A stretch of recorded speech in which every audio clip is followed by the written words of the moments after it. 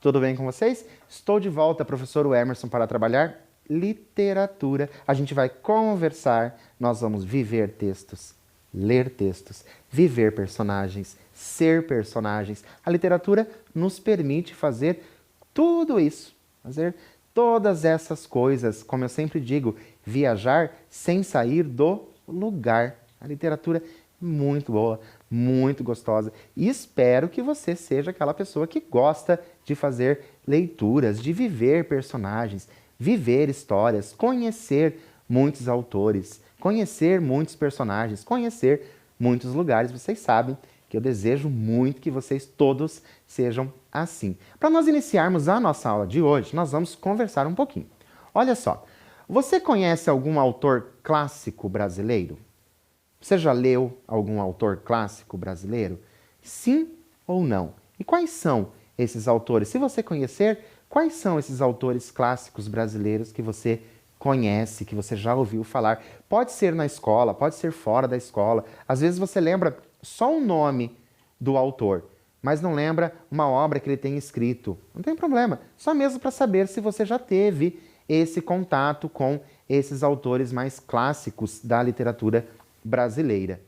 Já leu algum texto clássico? Você lembra de ter lido algum texto clássico? O que você achou quando você fez a leitura desse texto clássico? E quando eu falo leitura do texto, eu falo mais para a gente sair um pouquinho daquela leitura que a gente faz na escola. Sabe ali que você só faz a leitura porque o professor pediu para você ler? Não, você já leu. Em outros momentos ali, aquela leitura para você se divertir mesmo. Você pegou, era um texto clássico para você ler. E o que você achou dessa leitura clássica? Achou fácil? Achou difícil? Achou legal? Achou chata? O que você pensa a esse respeito? Já vão construindo aí na mente de vocês essas ideias, porque é disso que nós vamos tratar hoje, de uma leitura um pouco mais clássica. Olha só o que eu trouxe para vocês. Leitura dos clássicos literários. Ana Maria Machado, a Ana Maria Machado a gente sabe que ela é escritora também. Em Como e Por que Ler os Clássicos Universais Desde Cedo, que é um livro lá de 2002, defende que o contato com o texto literário, em especial os clássicos, deve acontecer desde cedo, ou seja, desde muito jovem. Deve acontecer esse contato com o texto literário clássico. A minha pergunta para vocês: por qual ou quais motivos a leitura dos clássicos desde cedo é importante? A nossa autora, a Ana Maria, ela já disse que é importante. A minha pergunta é: por qual motivo você acha que é importante? Vou dar um tempinho para você e eu já volto.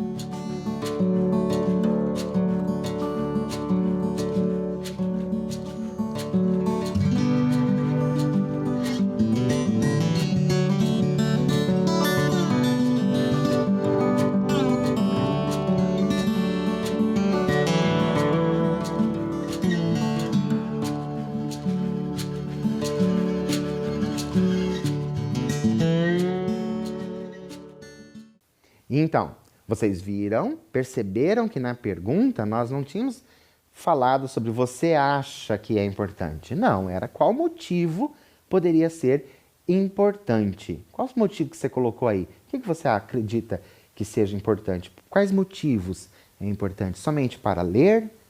Né? Para conhecer novas palavras? Será que você foi dessas pessoas que colocou essas coisas? Ou será que você colocou que era para se divertir? Por que os clássicos não podem fazer com que a gente se divirta, não é mesmo? Mas a própria Ana Maria, né, Ana Maria Machado, ela vai nos responder essa pergunta. Será que vai estar aí de acordo com o que você colocou? Se não estiver de acordo com o que você colocou, você também não precisa se preocupar com isso, porque aí, ó, por quais motivos você achou aqueles motivos. Não tem problema, não está errado o que você colocou, ok? Mas como a Ana Maria Machado já responde, trouxe para vocês o que ela diz a esse respeito. Olha só. De acordo com a autora, a leitura em uma faixa etária mais elevada pode dificultar esse contato, tornando essa leitura inquestionável e até mesmo inacessível. Para facilitar ali ainda mais o que a autora diz para vocês, vou trazer assim de uma maneira um pouco mais facilitada, que é a ideia de que quanto mais velho você for, quanto mais velho ou mais velha você for, você vai ter o quê? Você vai ter mais problemas para fazer a leitura do clássico.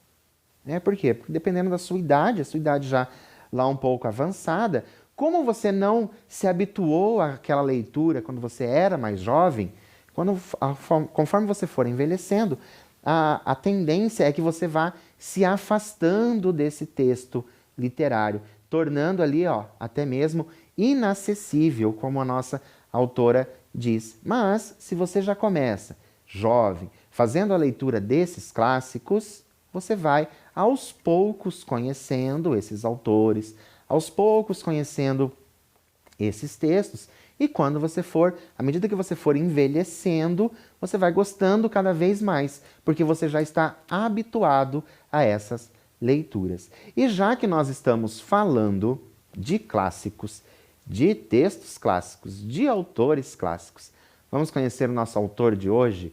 Será que esse autor que eu vou mostrar para vocês é um dos autores que você colocou lá no início da aula?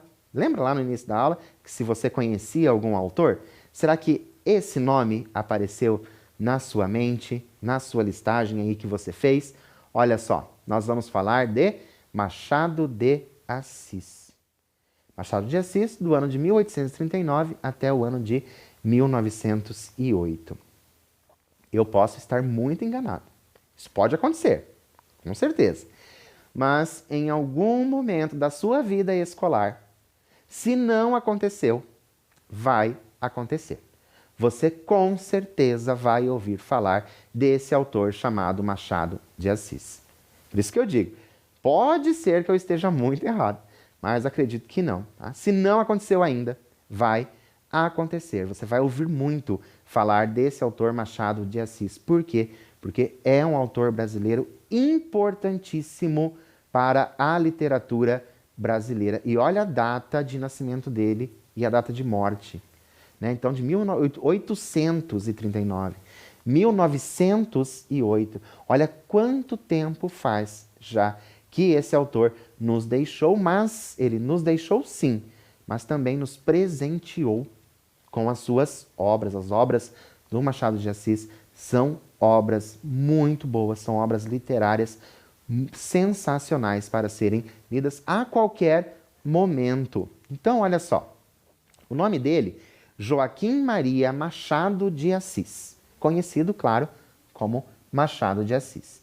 Nascimento em 1839 e faleceu em 1908. Foi precursor do realismo brasileiro e fundador e presidente da Academia Brasileira de Letras, sendo esse um de seus maiores e mais importantes feitos. Será que você já ouviu falar da Academia Brasileira de Letras? Existe essa ABL, tem dicionário, ABL. Então, será que você já ouviu falar dessa Academia Brasileira de Letras? É muito importante para o Brasil, tem autores importantíssimos nessa academia. E olha só, foi o Machado de Assis que fundou essa academia. Então, Publicou mais de 200 contos. Gente, 200 contos são muitos contos, certo? 10 romances e demais publicações de diversos gêneros, como folhetins, peças teatrais, contos e crônicas, tornando-se grande referência como cronista de sua época. A crônica é muito próxima ali do conto, a crônica e o conto estão muito próximos, e o nosso autor ele não escrevia somente romances, né? Ele não escrevia somente crônica, ele escrevia de tudo, para vocês terem uma ideia da grandeza desse autor. Tá? Machado tratava com frequência sobre a ascensão social e a manutenção das aparências sociais por meio de críticas à burguesia, dando luz ao realismo brasileiro.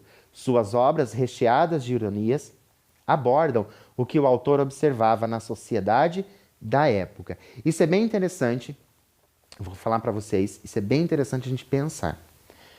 Olha só esse finalzinho. Sociedade da época. Estão lembrados? Quando que faleceu o nosso Machado de Assis? Em 1908. Então, quando eu pensar na leitura do Machado de Assis, eu vou ter que pensar o quê? Vou ter que pensar que eu vou fazer uma leitura ali no final do século XIX, início do século XX. Tá? Então, eu tenho que pensar a esse respeito, certo? Eu tenho que pensar a esse respeito, por quê? Porque nós estamos falando da sociedade da época. É da época que nós estamos falando, certo? Então, tomem bastante cuidado com isso.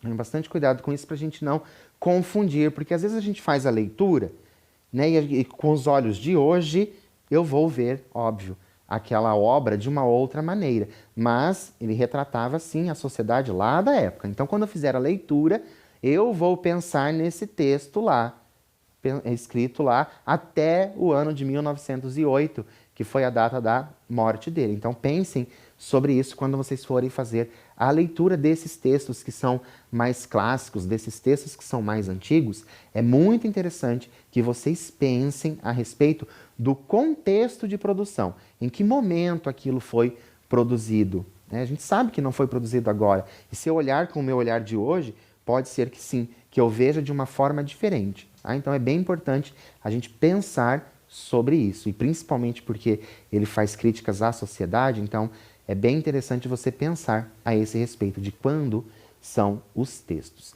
Trouxe algumas obras dele, são inúmeras obras que o Machado de Assis possui, mas eu trouxe algumas para vocês olharem. Olha só, uma obra chamada Helena, outra obra chamada Dom Casmurro e uma obra também chamada O Alienista. O Alienista eu sei, inclusive, que tem também em quadrinhos. Tá? Tem o texto lá, O Alienista em quadrinhos. Essa obra do meio, Dom Casmurro, é uma obra muito conhecida do Machado de Assis. Muito conhecida mesmo. Tem inúmeras críticas, né? Críticas que eu digo no sentido de boas críticas a respeito dessa obra do Dom Casmurro, porque trata ali da sociedade da época, lembrando, né?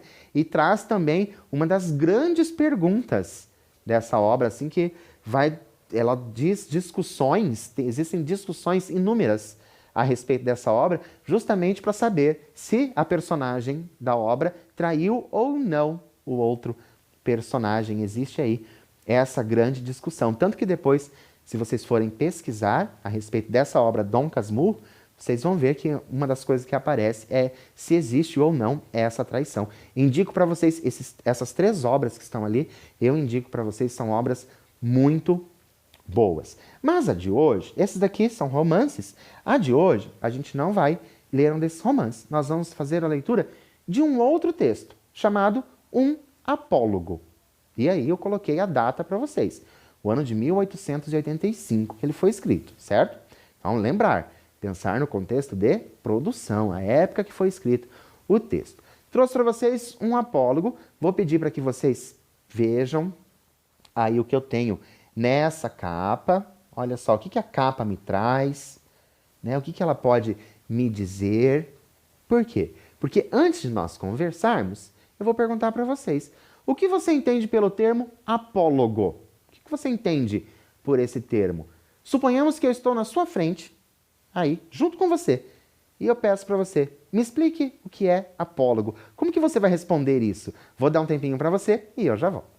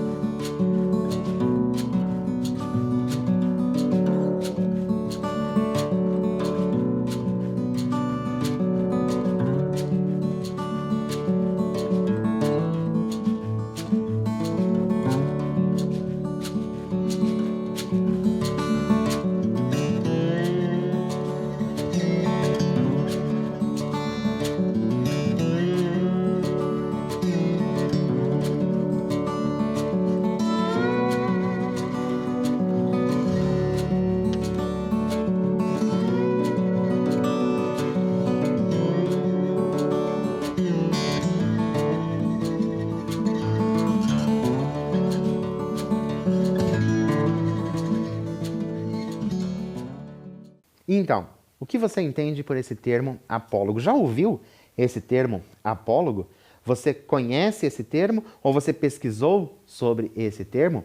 Para a gente já ir se acostumando, já que o nosso título é um apólogo, a gente precisa entender o que significa o apólogo. Então trouxe para vocês, olha só, lá do Dicionário Online de Português, então esse é lá da internet mesmo, Dicionário Online de Português. Significado de apólogo. Então pesquisei lá apólogo, veio substantivo masculino, narrativa que, geralmente em prosa ou verso, traz consigo uma lição moral, sendo os personagens seres inanimados, animais ou objetos que dialogam como humanos. Olha só, então a gente já sabe que nós vamos cair ali numa história de fantasia, certo? Por isso, agora, mais uma coisa. A partir do título, um apólogo, a gente já sabe o que significa um apólogo, certo? E a capa da obra. Então agora eu vou ver lá o apólogo, o que o apólogo quer dizer, eu já sei seres inanimados e assim por diante. E agora eu tenho essa capa da obra. Quais hipóteses a gente pode levantar a respeito da narrativa? Como assim? O que será que vai ser contado nessa história? Lembram? Seres inanimados que conversam, que falam como se fossem humanos. Quais seriam esses seres? Será que a gente consegue descobrir só pela capa? Vou dar um tempinho para você analisar e eu já volto.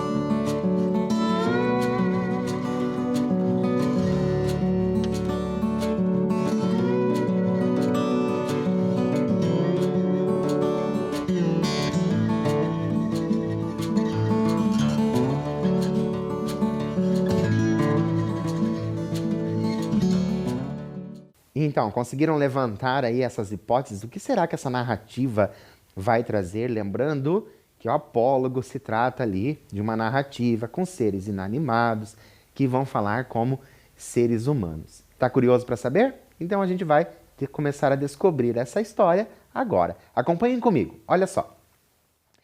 Era uma vez uma agulha que disse a um novelo de linha: "Por que está você com esse ar toda cheia de si, toda enrolada, para fingir que vale alguma coisa neste mundo? Deixe-me, senhora." "Que a deixe? Que a deixe por quê? Porque lhe digo que está com um ar de insuportável? Repito que sim, e falarei sempre que me der na cabeça." "Que cabeça, senhora?" Agora a gente vai pensar. Já lemos o início, já lemos ali o início do conto e agora a gente vai pensar um pouquinho. Por qual motivo o novelo de linha questiona a agulha? Que cabeça? Lembram? Fala da cabeça? Qual cabeça? Que cabeça? Por que será que ele questiona? Vou dar um tempinho para você já ir pensando nessa história, se envolvendo nessa história, e eu já volto para a gente continuar.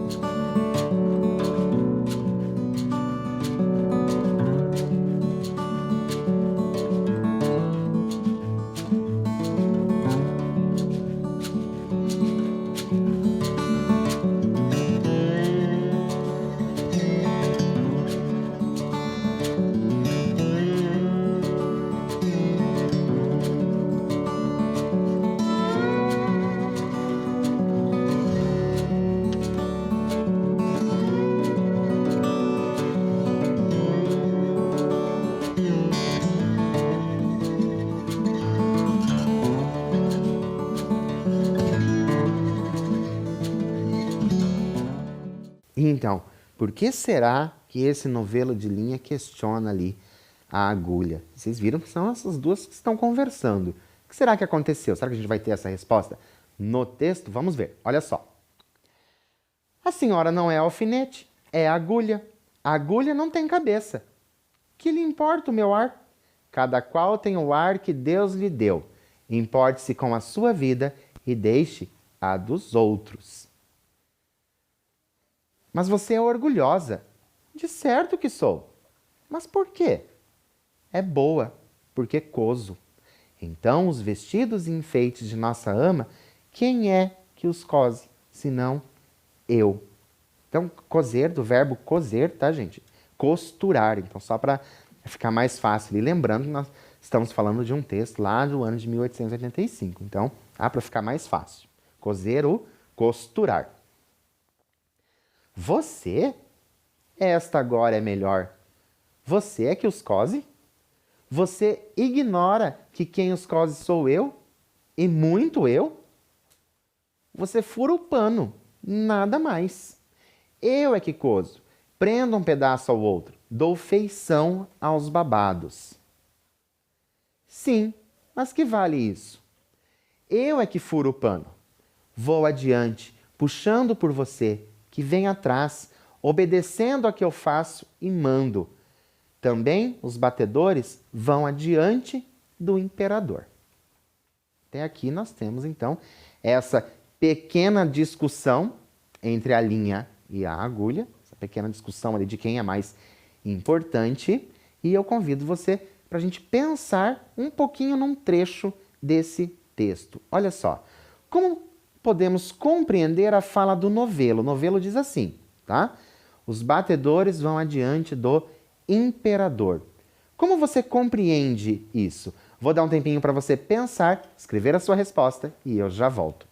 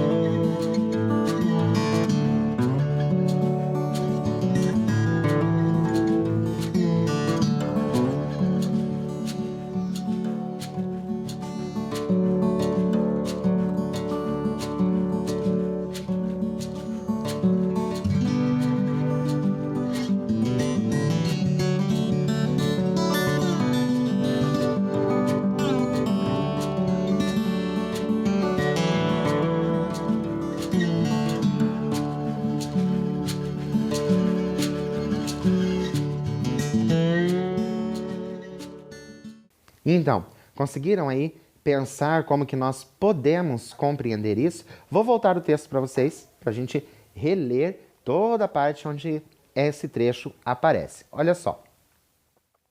Sim, mas que vale isso? Eu é que furo o pano, vou adiante, puxando por você, que vem atrás, obedecendo ao que eu faço e mando. Isso é o que diz a agulha. Aí também os batedores vão adiante do imperador. Ou seja, ali nós temos, né, essa comparação, né, que o imperador é o mais importante e por isso ele vai atrás. Então é bem interessante como ele vai utilizando essas palavras, né, para a gente ir entendendo. E lembrando que nós estamos falando ali de seres inanimados, mas esses seres inanimados estão trazendo muita coisa aí da gente real. Concordam comigo? Muita coisa do humano nesses seres inanimados. Mas nós vamos continuar então. Você é imperador? Não digo isso, mas a verdade é que você faz um papel subalterno, indo adiante, vai só mostrando o caminho, vai fazendo o trabalho obscuro e ínfimo. Eu é que prendo, ligo, ajunto. Estavam nisso, quando a costureira chegou à casa da baronesa. Não sei se disse que isto se passava em casa de uma baronesa, que tinha a modista ao pé de si, para não andar atrás dela. Chegou a costureira, pegou do pano, pegou da agulha, pegou da linha, enfiou a linha na agulha e entrou a coser. Quero chamar a atenção de vocês também para um trecho desse texto aqui, que é uma das características do nosso autor, o Machado de Assis, quando ele diz aqui, ó, não sei se disse que isto se passava em casa de uma baronesa. Ele tem essa característica de fazer o quê? De trazer o leitor para dentro da história. Então ele faz como se estivesse conversando com o leitor. Mas vamos continuar para saber o que é que vai acontecer, já que agora, afinal, chegou realmente alguém ali, uma pessoa, um ser humano mesmo, chegou alguém ali que vai usar ali esses itens, né? Tanto a agulha como a linha. Vamos ver o que vai acontecer nessa história. Uma e outra iam andando orgulhosas, pelo pano adiante, que era a melhor das sedas, entre os dedos da costureira, ágeis como os galgos de Diana, para dar a isto uma cor poética, e dizia a agulha. Então, senhora linha, ainda teima no que dizia há pouco? Não repara que esta distinta costureira só se importa comigo? Eu é que vou aqui entre os dedos dela, unidinha a eles, furando abaixo e acima. Vamos pensar mais um pouquinho. E agora, como a linha poderia reagir à provocação da agulha?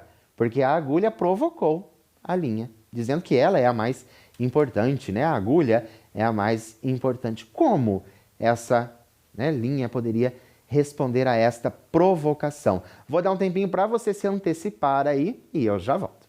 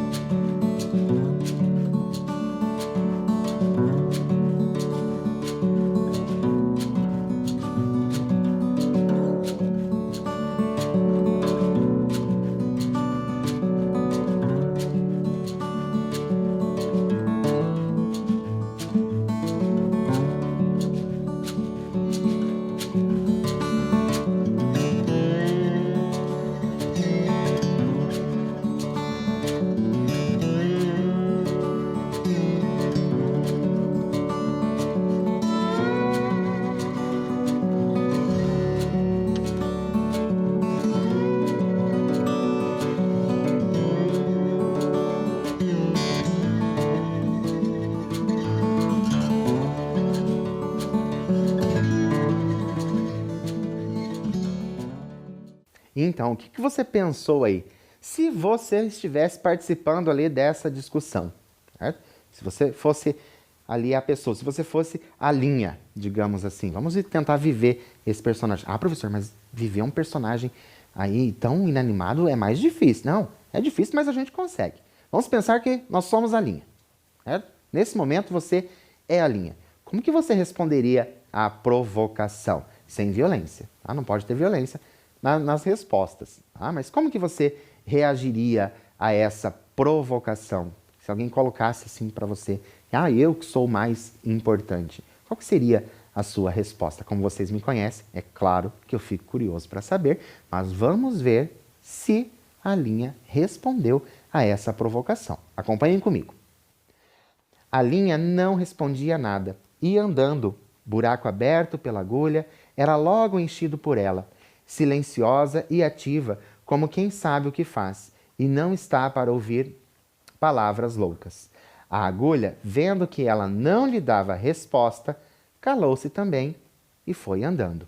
Olha que interessante a resposta da Linha à provocação. Qual foi a resposta da Linha? Nenhuma. Ela não deu resposta alguma. Foi fazendo o que deveria ser feito, né? E como ela não deu resposta, é claro que as provocações acabaram, porque ela parecia que ela não tinha se importado. Então, ó, fica aí a dica quando vocês receberem alguma provocação, lembra do texto que o professor trabalhou com vocês, um apólogo, que a Linha não respondia à provocação e as provocações acabavam. Então, interessante aí quando a gente faz essa ligação que a gente traz para o nosso mundo. Mas vamos continuar a nossa história. E era tudo silêncio na saleta de costura. Não se ouvia mais que o plique, plique, plique, plique da agulha no pano. Caindo o sol, a costureira dobrou a costura para o dia seguinte. Continuou ainda nesse e no outro, até que no quarto acabou a obra e ficou esperando o baile. Veio a noite do baile e a baronesa vestiu-se. A costureira, que a ajudou a vestir-se, levava a agulha espetada no corpinho para dar algum ponto necessário. E quando compunha o vestido da bela dama e puxava a um lado ou outro, arregaçava daqui ou dali, alisando, abotoando, acolchetando a linha para mofar da agulha, perguntou-lhe. Olha só, perguntou-lhe. A gente já sabe que tem aí as provocações, certo? Então vamos só, olha só. Abotoando, acolcheteando a linha para mofar da agulha, ou seja, para provocar a agulha. Então a pergunta quem vai fazer é a Linha. E agora eu pergunto para vocês. O que a Linha poderia perguntar à agulha? Pensem que já está pronto, certo? O vestido já está pronto, já foi feito, já está indo para o baile. Tá? Eles só estão ali indo juntos porque a costureira vai, caso precise ali, fazer algum ajuste momentâneo. Alguma coisa que aconteça ali, algum acidente talvez que aconteça, que a costureira está indo junto. E agora? O que será que a Linha poderia perguntar, já que já está pronto o vestido? Vou dar um tempinho para você pensar e eu já volto.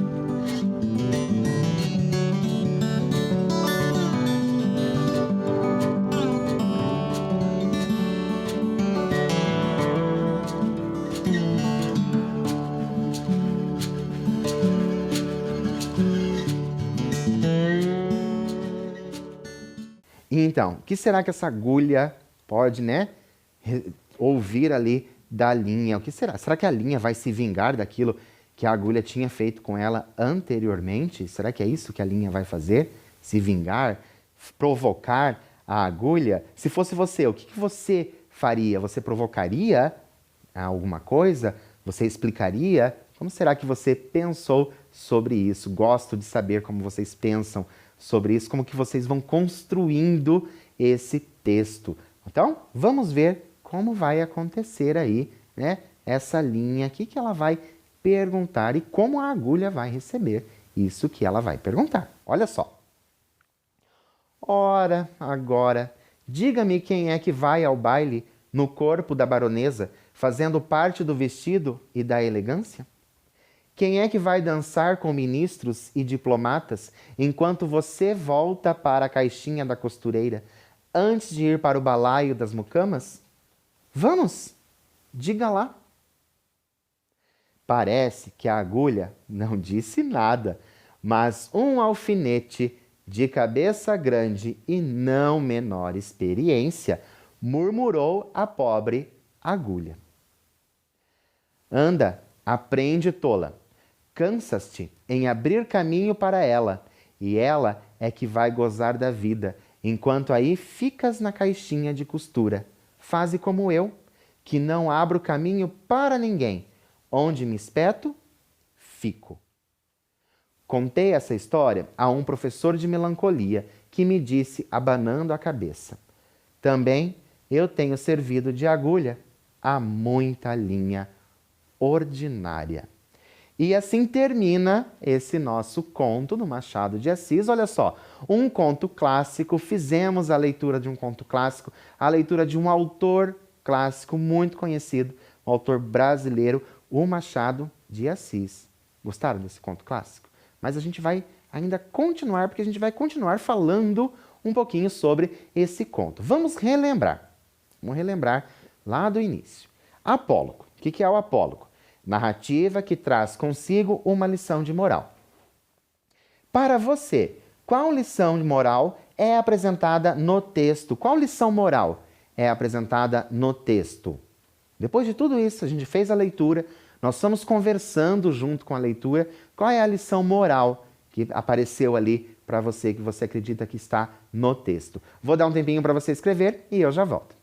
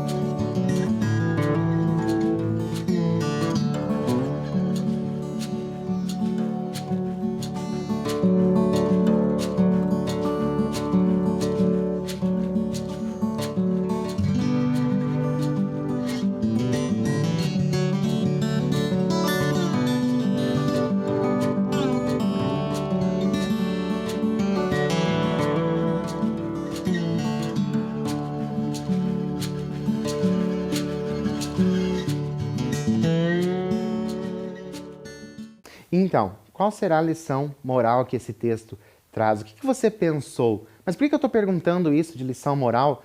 Justamente porque o nosso texto chama-se um apólogo. E nós vimos que o apólogo traz o quê? Uma lição moral. Será que você conseguiu perceber alguma lição moral? Principalmente lá, né? Bem no finalzinho do texto. Será que você conseguiu ali pensar a respeito disso? Né? De estar trabalhando ali, como diz, para muita, né, agulha, né, muita linha. Será que você pensou sobre isso? Porque isso ali traz a lição moral. Então, você gostou desse conto? Foi assim que você pensou que ele poderia ser? Lembra quando nós, lá no início, fizemos ali a leitura da capa, vimos o que trazia a capa, nós vimos a imagem da capa e quais elementos aquela imagem apresentava. Foi assim que você imaginou isso? O que você achou de ler ou reler, certo? Um texto de um autor como Machado de Assis. Gostou de fazer a leitura do Machado de Assis? Gostaram? Ficaram curiosos para conhecer outras obras do Machado de Assis.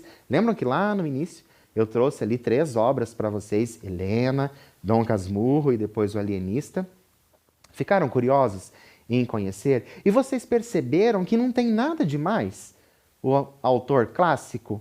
Né? Quando a gente diz, ai, vou ler um autor clássico, não precisam ter medo. O texto não precisa ser chato. Viram que esse texto é um texto bem tranquilo, é um texto bem suave, a gente consegue compreender. Então é bom a gente, assim, tirar da mente, às vezes, que autor clássico vai ser aquele autor chato, com textos chatos. É bom a gente já ir construindo e lembrando aquilo que nós conversamos lá no início. Nós conversamos lá no início sobre o porquê ler clássicos desde mais jovens. Então, para a gente ir mesmo se acostumando. Mas a gente ainda não terminou, porque a gente vai pensar um pouquinho. Qual outro gênero textual apresenta seres não humanos para transmitir uma moral? Olha só, na vida escolar de vocês, com certeza vocês já passaram por esse gênero textual, por esse outro gênero textual. Vou dar um tempinho para você pensar, se for o caso, pesquisar, e eu já volto para a gente continuar.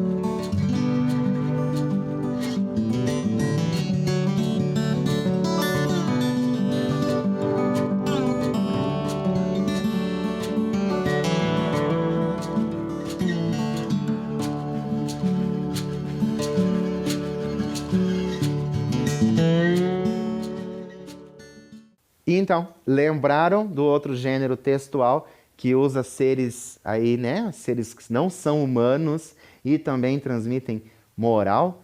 Eu sei que vocês passaram, em algum momento aí da vida escolar de vocês, vocês passaram por alguns textos desse outro gênero, mas em todo caso, eu trago para vocês. Olha só. A fábula é um gênero textual cujos personagens apresentam a narrativa com o objetivo de transmitir uma lição de moral. Você pensou na fábula? Foi na fábula que você pensou? Lembram tantas fábulas que a gente já conhece, né? Vou citar a Raposa e as Uvas, por exemplo, né? A Lebre e a Tartaruga. Então existem muitas fábulas e elas trazem também, né, essa ideia de lição moral, assim como um apólogo. As fábulas você já conhecia e agora você sabe um pouco mais sobre um apólogo, ok? Por hoje, gente, eu fico por aqui. Espero realmente que vocês tenham gostado desse texto do Machado de Assis. Se tiverem oportunidade, façam a leitura do texto novamente, certo? Para vocês irem se acostumando cada vez mais com esse estilo literário. Por hoje, eu fico por aqui, mas é claro que eu espero você quando? Na nossa próxima aula. Obrigado e até mais.